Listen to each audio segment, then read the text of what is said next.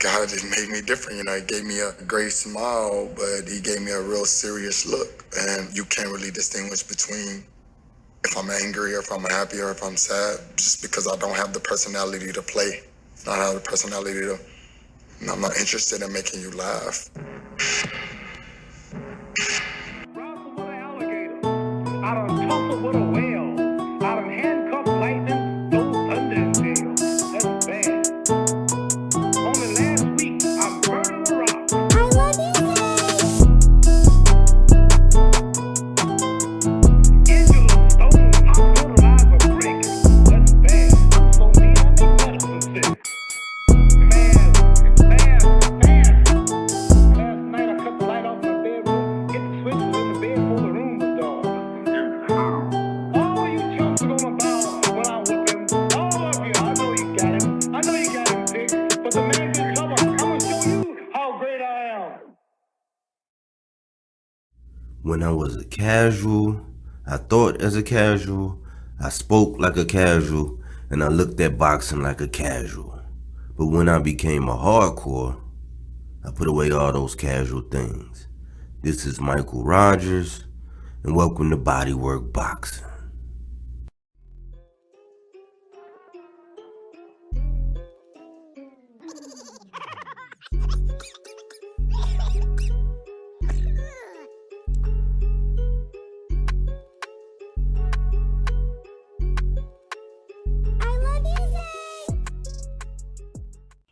Welcome back.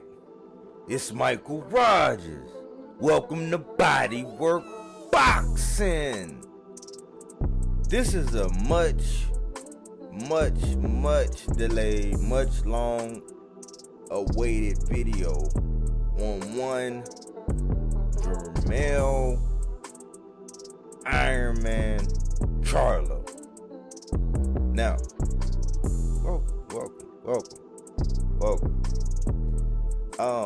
I'm about quality and not quantity, if you haven't noticed.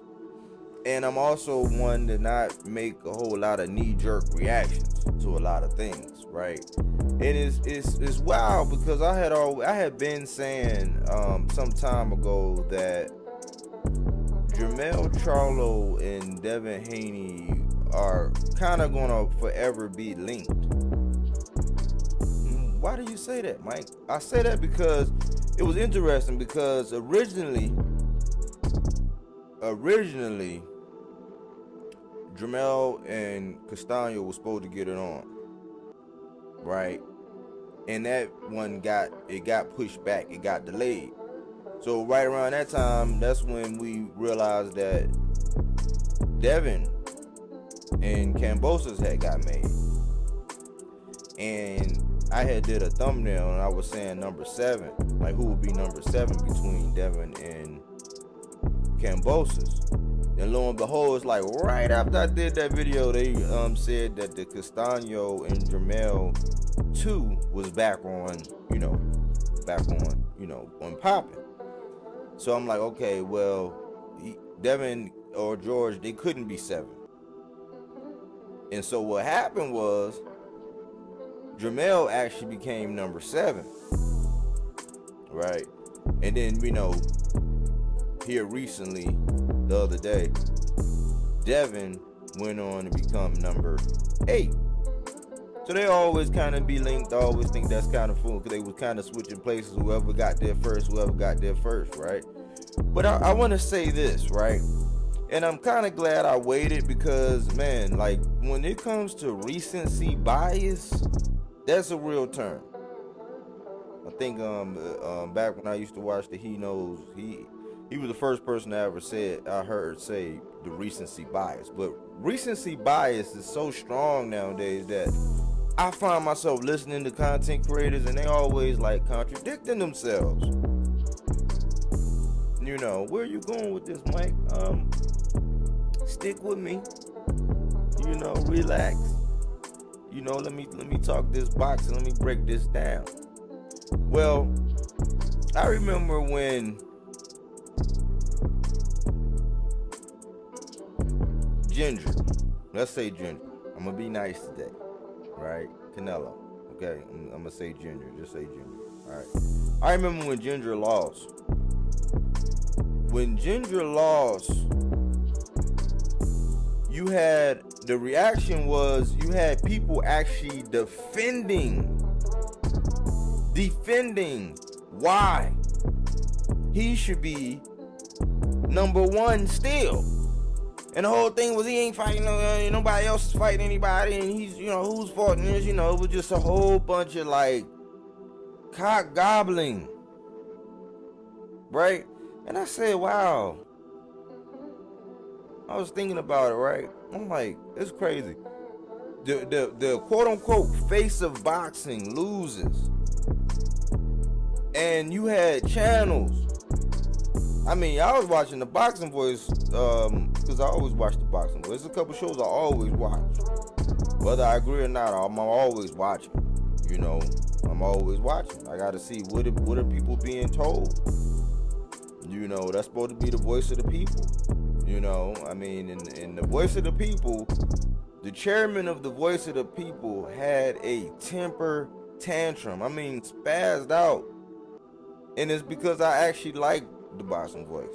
I like this. I like what's going on over there a lot of the times. It's very entertaining, but I just see where a lot of the messages and the narratives be coming from, and how things be getting painted, and how standards be changing all the time depending on which boxer we're discussing.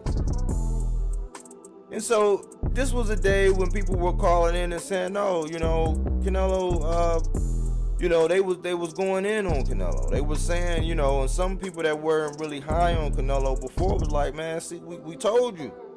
We was like, we told you. And other people was like, oh man, look, man, these guys just always hate. It's hate. You know what I'm saying? He just was going ham, and he had a temper tantrum, screamed at the top of your lungs, like, you ain't fighting nobody like this. You don't know what it's like. Like that was his girlfriend. So I said, wow. I sat back and reflected, and I that's a popular channel. I mean, get a lot of views, get a lot of interviews, a lot of good content, a lot of like memorable moments. I know it's my morning coffee. So I'm on board. I'm an 80-20 guy. Like most of these places in these channels, I like 80%. The other 20% is like, you know what I'm saying? And that's how it is. But as a pure boxing, a hardcore, I was thinking, okay, the face of boxing loses. The face of boxing loses.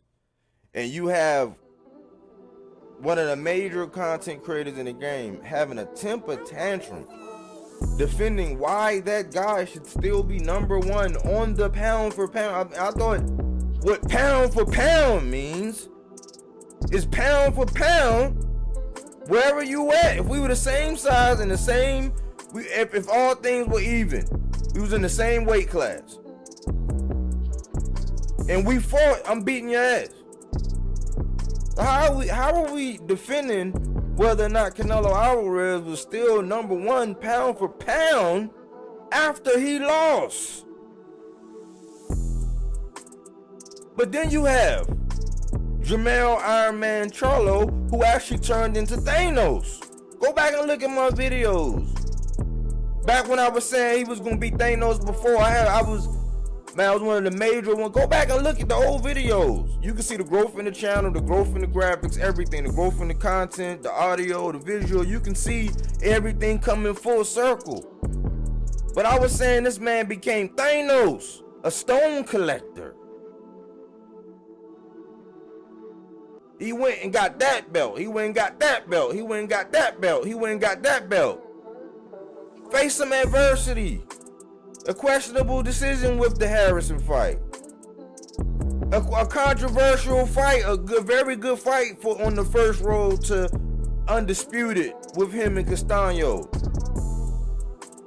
Who you can flip a coin, and if somebody said, hey, Castaño won, I'm like, cool. They said Mel won, I'm like, cool. That's just how it was at the end of the day.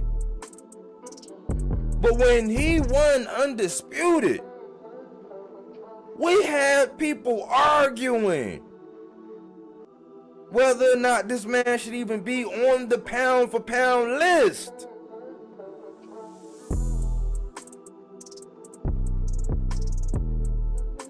So let that sink in. The face of boxing loses. People are arguing whether he should still be number one. The blue collar guy, the blue chipper to get it all the way out, no favoritism. No big transition passing of the torch fight, even though Canelo lost with a Mayweather. No, it was none of that. He got it out the mud.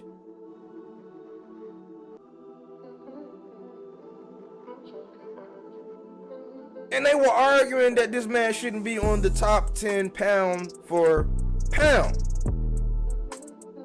How, Sway? And so, you know, I just sat there, man. I almost had so many rants, and, you know, I don't really want the channel to, because you can see them, you know.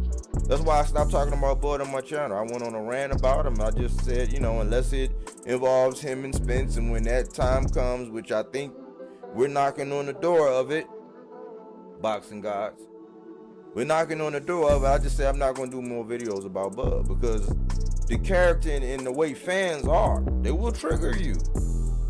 I did a video on Bud before, it triggered. You know what I'm saying? There's certain people that when people talk about them and in the way they talk about them, it triggers.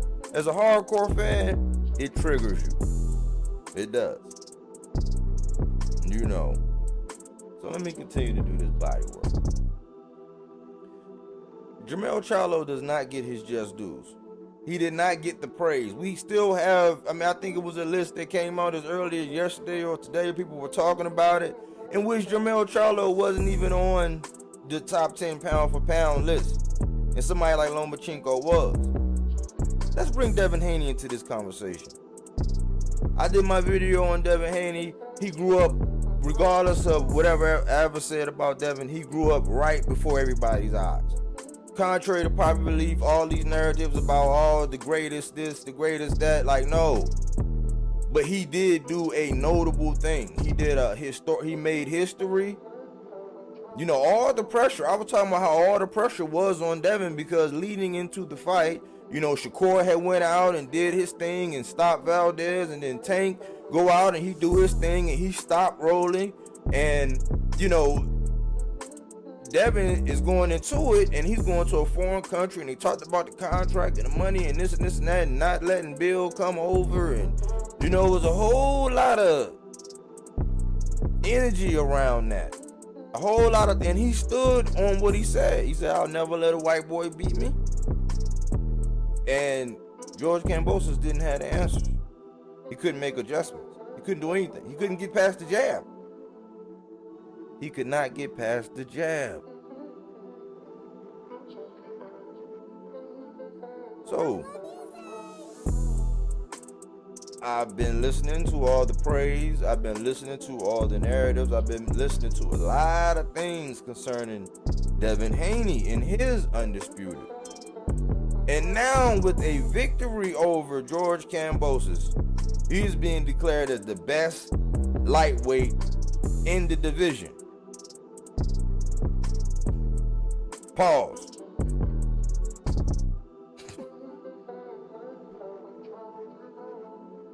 How? Recency bias. Recency bias, because to this day, people are still having conversations about how, you know, a lot of people, you know, they give Canelo his praises, because it is kind of hard with all the politics to gather all the belts. No matter how you do it, you know, you got to salute somebody that's able to do it because of the politics alone. Now, the level of competition and all that, that's always debatable. People can always poke holes as to why this person not legit, that person not legit. That's debatable. You know what I'm saying? You can always debate that. But when it comes to Canelo Alvarez, to this very day, there are still people who say, oh, well, because he waited till David Benavidez, you know, lost his belt, and then he went and mustered all his courage to become undisputed, there's really, he still has to see David Benavidez at 168. I mean, until he does that, can we really say? I mean, you have some people, you have some hardcore Canelo, fans. You got some hardcore pure boxing, fans that actually say the same thing, that he has to see David Benavidez. You see where I'm going with this? Now, I heard as recently as today somebody say that DevinHaney's resume is better than Tank Davis's resume. I'm like, can we take anything that you say serious after you say that about boxing? I understand being a fan. I understand. But let's be real. In what aspect? Because it's a double speak to say, oh, and by the way, I'm not even suggesting that DevinHaney should even be talking about A side against Tank, because it's clear Tank the A. Okay, then. You're double speaking, because you can't in one instance mention everything about the business and want to be so responsible when talking about boxing, and then the other one is like it's about skills. But let's talk about skills. And this is the thing that I said before. I said people got to be careful about how they paint fighters going up against their favorite fighters when they do so, because for months all we heard was how Kambosos ain't this and he ain't that and he's a liar and he ain't worth shit and he's a bum and he's the emperor. They was just mocking, and they just said, oh man, that's not, he gonna go over there and masterclass. I didn't know. I wasn't a believer. I said, well, from what I seen, Kambosos, he a live dog. You know what I'm saying? He showed me more than what I thought I was gonna see against Tio, because I had Tio knocking his ass out. I'm not gonna lie. So I was like, oh wow, okay. It was just like when Sean Porter fought Earl Spence. I was just like, oh man, Spencer's gonna go in there, and Earl did his thing, and he showed that extra grit and that extra dog by getting Sean Porter out of there. But that same level of respect that I got from seeing how Sean Porter fought Earl at that time, I gained a lot of respect for Sean Porter at that time. So I had gained a lot of respect for him, for George beating Tio. And we gotta think, Tio beat Loma. Tio knocked out Comey. I mean, he made Loma put his hands in his pockets for the first 8 rounds. Power does mean, some people say drunk off power. People are not drunk off power, but what Tio failed in the Kambosos fight is that he didn't box well. His power still showed. But to say now that DevinHaney just got undisputed, he's the best lightweight in the division, like, on what, based on what standard? Based on what standard? Because, I mean, they talk about how Cruz went in there and just knocked down boys, silly. Tank did the same thing. Devin didn't do that.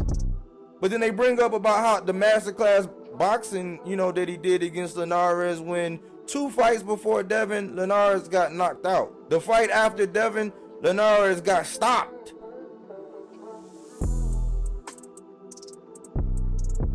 Then they say Mario Barrios, oh man, he was tailor-made for Tank. Tank stopped Mario Barrios, who went on to go a full 12 rounds with Keith Thurman, who only lost to Manny Pacquiao.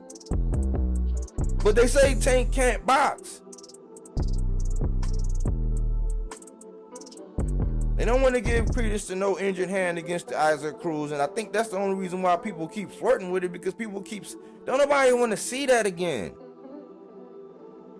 But to say that Devin is the best lightweight in the division, no, they got to box. They got to get in the ring. Resurrecting Loma, like, Loma is at war. We saving Private Ryan. But the energy is different. This is how I see. JermellCharlo is he's got to be number 1 or number 2 on the pound for pound list. He has to be. He has to be number 1 or number 2. Things may change depending on, Spence and Bud, because if Bud do it, he would have done it in 2 divisions. If Spence do it, and he got it out the mud, got it the hard way. You know what I'm saying? So, that hasn't happened yet. So as of right now, JermellCharlo has to be number 1 or number 2. And it is still questionable as to whether or not DevinHaney is in the top 10 pound for pound. But salute to JermellCharlo. Why? Because through it all, he's remained himself. He's remained himself. He has always spoke his mind. And the only slight, I think the reason why he's not on ESPN top 10 right now is because of what he said to the reporter afterwards, who's always berating him. I mean, they give, when Canelo and them fight, they if he tell them, hey, I ain't talking about this, I'm not doing that, whatever signal or whatever codes they have to say, hey, that's not up for discussion, they give these people all due respect. In that same fight, they were already pushing somebody already on JermellCharlo. You gotta think the man had the fight pushed back because Castaño got hurt. They robbed him of his moment. He's never been at a loss for words, and he always speaks his mind. And the same thing that he embodies outside the ring in personality is why we love him inside the ring. And I wanted to do this video because I see a lot of things coming out and people speaking kind of odd on Charlo. And if you look back, I always do segments called It Must Be Hate O'Clock. And I made that up based on people hating on the Charlos and hating on Tank. Any given time they come up, people are always going to hate on them. It's never going to be an overwhelming majority. They always, why? Because they are great. They are great. I bring all these up because of how we move these different puzzle pieces and how we, paint these narratives based on who we like and who we don't. JermellCharlo need to get his salute. DevinHaney got his salute. If I had to, at the end of the day, if I had to say, okay, well, Undisputed, JermellCharlo went up and picked the stones up piece by piece and got it. And regardless of how the musical chairs happen and all this, resume is the resume. DevinHaney proved that he is impressive. He proved that he actually showed brilliance. But to say that he's the best in the division, what do you think? I can't say that. That would be irresponsible. And why are we not pushing JermellCharlo? So let's think about JermellCharlo. He shares the same DNA as JermellCharlo. They're twins. So I expect great things from Big Maul coming up too. Long overdue video. It's just been burning in my spirit, and I just like to sit back and just survey the landscape of boxing sometimes. And I try to be responsible with how I talk about these fighters, and I tend to point out things that, people not gonna say. I could easily do sensationalism. I could easily do my Charleston White thing that everybody do and just say whatever and whatever, and say the most outlandish, outrageous yet truthful things. I just don't feel like I gotta do all that. The target audience I want is for you right here listening right now, who like to do that body work, who like to go beyond things that's face value and what everybody's saying what everybody's saying in their videos or what they're telling you, and how visually appealing and how they sprinkle in jokes to try to, they try to basically put the medicine in with the candy. I'm not gonna do all that. You're gonna get the medicine, you're gonna get some animation, and you're gonna get that real boxing talk. So I salute JermellCharlo. I wanted to take my time and I wanted to really encompass and engulf everything that I've been feeling about how people are getting representative. This pound for pound list. I kind of want to do one, but then I kind of have one, but then I don't want, because people just get out there and just say outrageous things, and it's just an argument waiting to happen. Why? We all know the truth. Salute to number 7, JermellCharlo, the Undisputed Champ. Here at BodyWork Boxing, where we don't take things for face value. We do that body work. All right, I believe you, but my Tommy gun don't. Get down on your knees and tell me you love me. My word, and I do what I do. And he knows what I'm about to tell him right now. It's Mr. Keep running your mouth.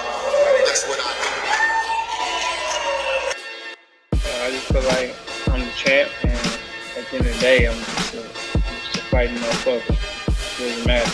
Inside, outside, I can just fight. So I just feel like if it gets down to the wire, and we gotta lock it up, I'm out on top.